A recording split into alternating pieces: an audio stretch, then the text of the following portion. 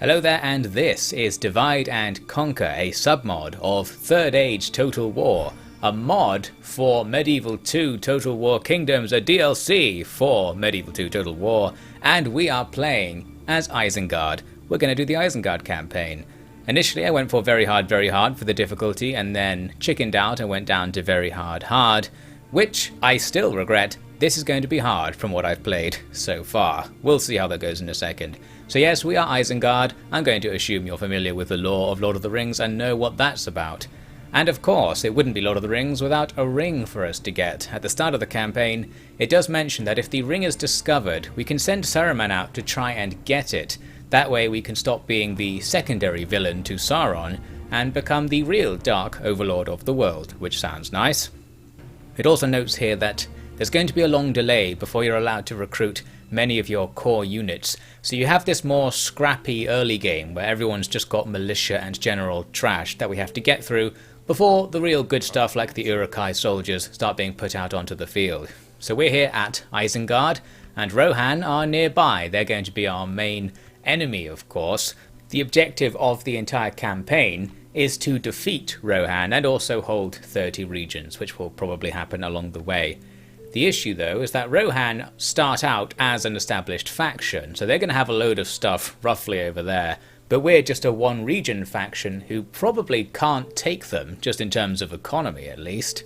So, to start off this campaign, I'm going to be focusing on going to the left, and I think that's what you're intended to do. There are all kinds of minor human kingdoms and independent rebel-style realms that we can go after, and we'll just ignore Rohan and try to build up to the point when we can be a better match for them, and then we'll go after the main campaign objective. So I start things off by gathering everything together under Saruman and Lurtz and going after a nearby, not very heavily defended village. We've also got Grima Wormtongue, who we can use to get a trade deal with Rohan. So being slightly in their good graces may allow us to avoid war with them for now. We've got this other small army to the west out in the middle of nowhere under Uglutz, and with him I started walking around and then saw another independent settlement I could go after. Wasn't sure whether I should do it or just go back and help out with the main army, but decided to do it because that's generally the Abridged campaign way. So we'll take our small army and try to overcome the guys inside there. We can spam a bunch of rams. Looks like they'll have us on numbers, but that doesn't mean we can't take this place, of course. As for that village we sent everything else after, that's just going to be an auto-resolve, so we'll take that right now. Now I had the choice to occupy, sack or exterminate here, and I went for occupy because sometimes that's the best option, but I think in a case like this, going for sack would be better, and I'm going to do some sacking more in the future because the locals really don't like being ruled by Isengard, so killing a few of them on the way in improves public order a lot. Here we can see we get minus 75% public order from cultural unrest. There are actually quite a few people who do support Melkor's shadow, which is our culture, but anyway, we'll have to leave some troops here basically is the long and short of it when we leave, and that's okay. Here we are in the next turn. We're absolutely tanking money. Yes, from the very beginning of the campaign, our army was already too big to support. So actually we're bankrupt right now on turn 2, perhaps a new record for an OfficiallyDevin campaign. One thing that I did mistakenly to contribute to that was recruit 2 units up at Isengard, but we can use those units to now garrison the village, allowing us to move everything else out. As you can see, there is a rebel army just to our south that's wandering about. I'm going to go after them and more generally progress towards that castle that's nearby. I actually have a mission to take that castle and I can get some money if I do it, so that's an extra reason to go for this. Anyway, this small army is nothing compared to me apparently, so I'm going to pop another auto-resolve. I almost didn't, because it's like a Total War YouTuber tradition to fight the first battles in a campaign, even if they're really boring. But in this case, we're not going to do it, and we've actually got a great auto-resolve, so that was the correct choice it seems. Anyway, now we'll move on towards the castle. We're actually not bankrupt anymore because we stole some money from the enemy, but we will be very bankrupt next turn. I keep getting these new retinue things, which is annoying for Saruman because at the start of the campaign it noted that if you have 7 or more, you actually can't collect the 1 ring, so I need to get rid of them somehow. I think you can pass them off onto other generals in some way. We'll look at that when the time comes. Anyway, so I started a siege at this castle, and here we are in the next turn. I was going to go right in and do this attack. However, it says I can't do this with only siege towers, which is what I built in my first turn. Not really sure why, but it means we need to wait to get some ladders and rams together to take this castle. I thought at first it must be some sort of special map, but you'll see later on that there really isn't any reason for this. I'm not sure why it's complaining. Anyway, so we still need to do something this turn because we're out of money. We're going to be even more out of money next time. We need to lose some men and take some territory. And so for that purpose, I'm going to do that other more difficult siege that we set up earlier. This place has 3 gates and we have 3 rams. So let's go for all of them. Takes a while to get to them because I had to deploy in the corner of the map. So now we wait a long time for the rams to get into position, and while I'm waiting there at max speed, I suddenly start losing some troops down there in the unit card bar. Decided to check this one out, and it's because where the enemy are, which is all clustered on the capture point, they are in range of one of the gates with some of their archers, so that's an annoying discovery. In Medieval 2, of course, you can't see the range of units, so you have to find out the hard way, and I guess this is an example of that. And things are going worse than they should actually, because while I told my guys to drop the ram, you can't drop a ram in front of a gate, it has to move it away first, and then you have to click drop the ram. So I end up floundering a little bit, while still being hit by the arrows, and this unit with no shield probably is extra vulnerable to being hit by arrows. So overall, that was a pretty bad combination of situations, and we lost a whole bunch of guys.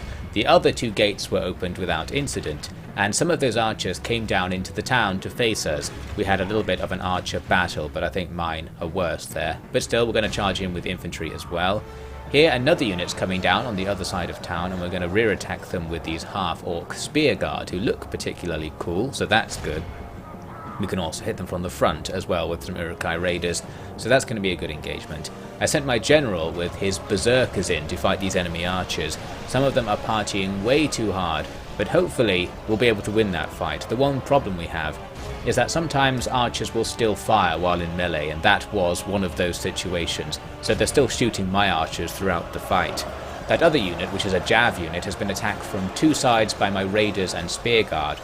Even though we're only fighting a Jav unit there, it's going to take us a while to take them down, because raiders aren't very good. Basically, they're the Isengard equivalent of trash, but they're not that bad, not as bad as orcs, for example. And Spearguard are a defensive unit with a lot of their stats in their defense and shield and armor, that sort of stuff. Plus, we are playing on hard difficulty, remember, and I quite recently learned what that actually does. It just gives a flat increase to the stats of all enemy units. And because it's flat, it means it benefits weak units the most. So units like Jabs that might have 4 attack will get boosted to have like 8 or 10 attack instead, making them a melee unit effectively. So the fact that we're in the early game, where most factions are deploying things with low base stats, means the difficulty will have more of an effect right now actually at the start, because their bad units will be okay, and our bad units will remain bad. Although Isengard tends not to have that bad units, but in exchange we have no money instead, so we don't have many units. Anyway, all that aside, we eventually routed both the Javs and the archers fighting our berserkers. We just need to charge on in because the enemy have tons of javelineers and more archers up the hill, so really we want to get as many melees going as possible and avoid being pelted. This will introduce the problem I just noted, where our berserkers are going to struggle fighting the enemy's Javs in melee, just because those Javs are going to be boosted up. I think it also boosts their morale as well, so we have to kill basically all of these guys to get the unit to rout. Plus, it's a siege attack, so even when they do rout, they just go to the capture point and come back. Meaning this is going to be a bit of a slow grind. Luckily, this is an abridged campaign, so we can skip forwards. We got that 3rd gate opened, and another enemy unit came down to face off against my Bane Guard who came through it. And it looks like both of us are 2-handed axe units, having some trouble with the pathfinding here to get the fight started, but eventually we're in there. The Bane Guard are like the mirror image of the Spear Guard, in that their stats are mostly in offensive things rather than defensive things. They also brought some units down on the other side of town, and the Spear Guard and raiders from earlier are going to hold off against them. But we don't have enough actual units to do some surrounding here, so it's even more grindy than it should be really. We're having to just kill all of the enemies to advance.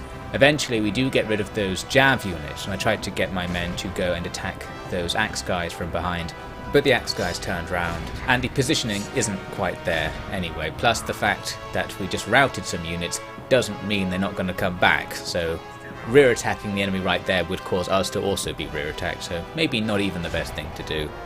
Anyway, let's just move on. We kill a load of guys and gradually push this fight all the way back towards the capture point, with enemies routing or skirmishing away from us.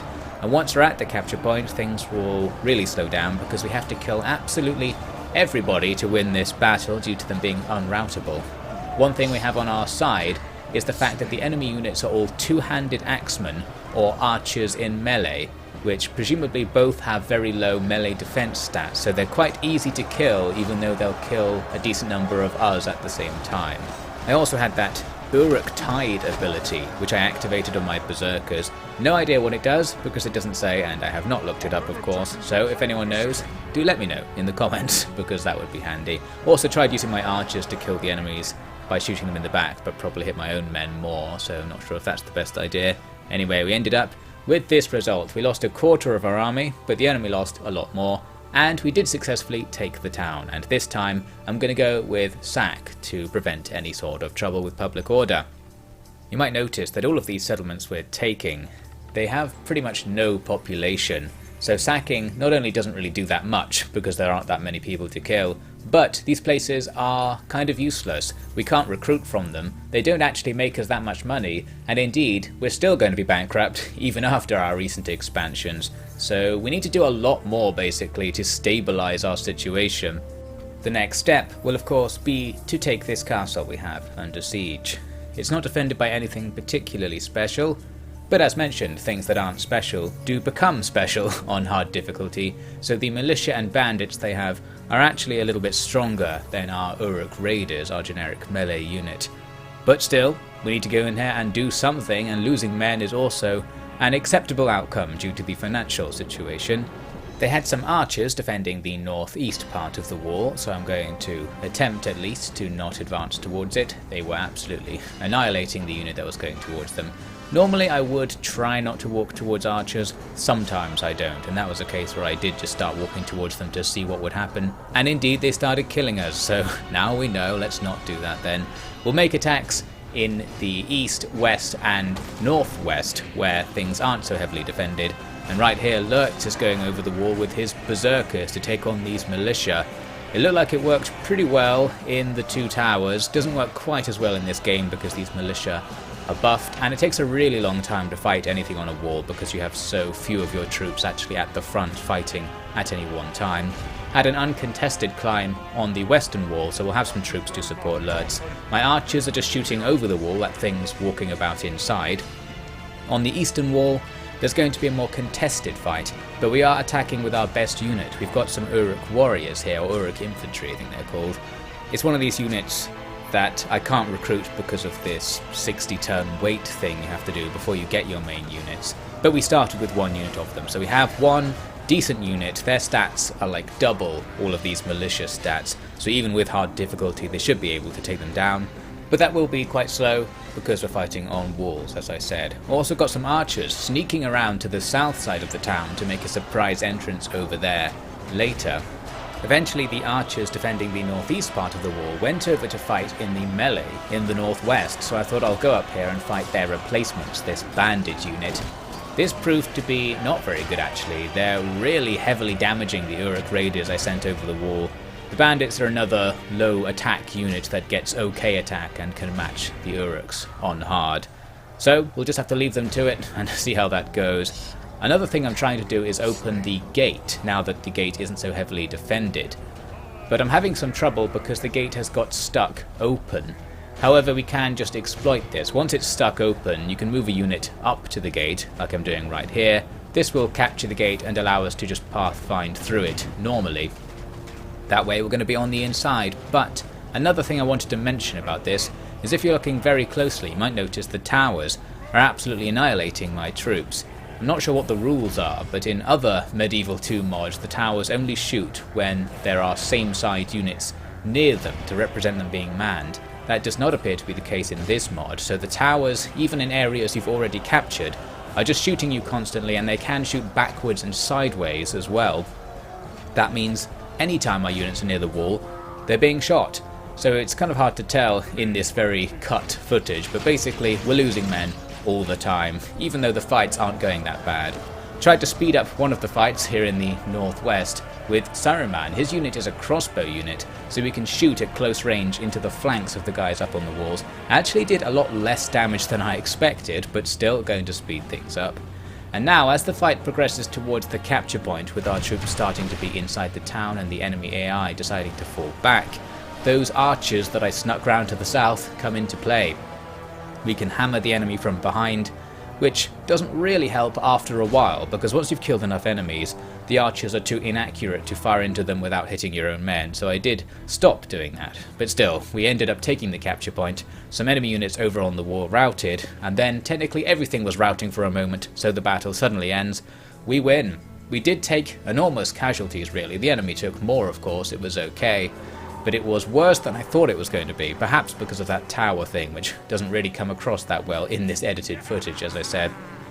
Anyway, we take the place, we sack it, so it's going to be okay to control, and looks like this is a more decent settlement. We can one day recruit things here, starts off with a few buildings, and has a little bit more population than the villages we've been taking. And I guess the really good news is that with this place, combined with the losses we just took, we are now stable, we're no longer losing money. We didn't actually gain money for taking this place like I claimed I would earlier, because the mission reward was a unit, not money. The mission I was thinking of is this next mission we get. We're offered some money to take another independent place, which is great because it reveals to us this other independent place which we can now go for. In a very wild twist, I didn't just go for it right away. I decided to wait so that the troops from that other battle could come over. We've consolidated everything we have into this one army so that we have our strength together. You can see there is an enemy army nearby, but I'm going to ignore them. This was actually a mistake. I didn't realise that army is standing there because it's guarding the crossing point, and that crossing point is the most direct route to where I want to go. I didn't even realise. You can see me here looking for routes towards this new town. I was like, I have to go all the way to the left, all the way to the right. Okay, I'll go right because that looks easier. And I didn't check to see if that thing was a crossing point, that little tile that the army is guarding. So we could have tried to hack through them and got there a bit sooner. Instead, it took me a while and I eventually got to the town. I actually lost all the footage in between. I don't think anything happened due to the game crashing a couple of times, but we eventually recovered from that. I made it to the town, and I guess the army we saw earlier is now the one inside it. They sallied when I laid siege, and so we very rapidly come to the battle for this town. Things start very rapidly in the battle indeed, because it's a sally and the enemy deployed in range of my archers, so right away we're firing over this ridge towards the enemy as they set up before they make their advance, getting us a few nice early kills, and then they come over the ridge and charge right at us. They've got a ton of Jav infantry and Jav cav. My archers run away and we'll just get in there with the melee infantry because we should have some form of an advantage against the missile units the enemy are deploying.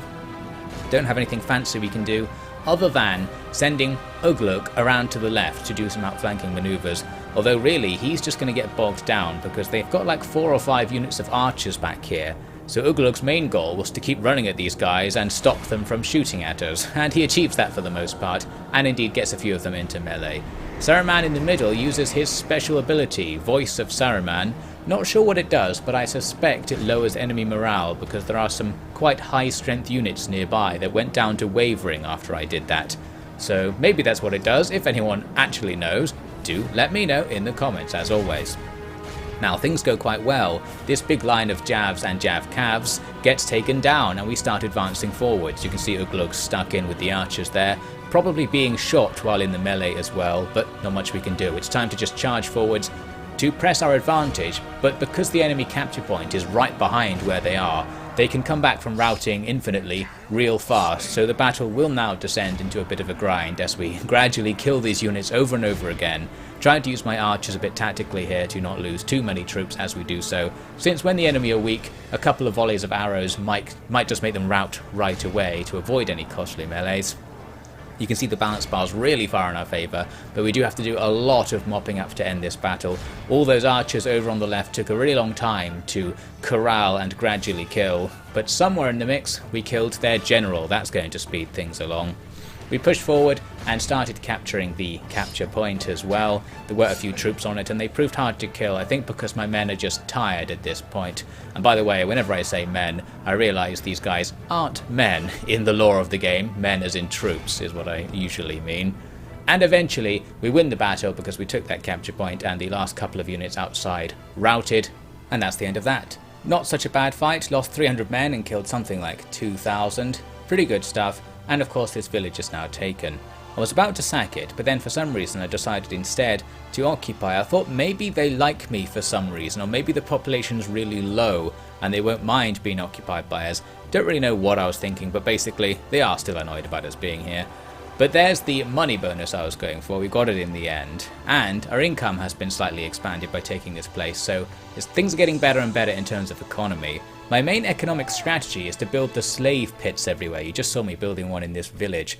The slave pit allows you to have one unit be in the town without paying upkeep for it. And that's a pretty big deal, because if you look at some of these settlements, the upkeep on our units is like 200 to 300 per turn, and that's similar to the amount we're actually getting from these settlements. So the fact I have to leave one unit in them just to occupy them means I'm not really making any money. Therefore, trying to get a free upkeep slot makes things a lot easier in terms of economics. Now, I moved over to the left some more, but we've run out of room to expand.